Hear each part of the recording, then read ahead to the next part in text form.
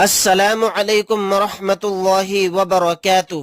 تجوید کی کلاس میں آج آپ کو سکھانے کے لیے جا رہا ہوں نورانی قاعدے کے اندر کہ اظہار حلقی کی پہچان کیسے کریں۔ بہت سے ہمارے بہن بھائی حضرات کو سمجھ میں نہیں آتا کہ اظہار کی پہچان کیسے کریں۔ تنوین و نون ساکن کو سمجھنا ہوگا۔ تنوین بولتے ہیں دو زبر دو زیر دو پیش کو، اور نون ساکن بولتے ہیں یعنی نون کے اوپر جزم لگا ہوا ہوتا ہے، نون ساکن کہلاتا ہے۔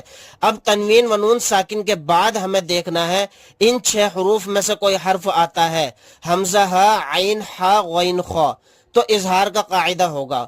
یعنی را کے اوپر تنوین ہے، تنوین کے بعد حمزہ آ گیا تو یہاں پر بھی اظہار کا قاعدہ ہوگا۔ اب یہاں پر ہم دیکھیں گے نون ساکن، نون ساکن کے بعد خا آ گیا، خا بھی اظہار کے حروف میں سے ایک حرف ہے، تو یہاں پر بھی اظہار کا قاعدہ ہوگا۔ یہی سمپل طریقہ ہے قاعدے کو سمجھنے کا۔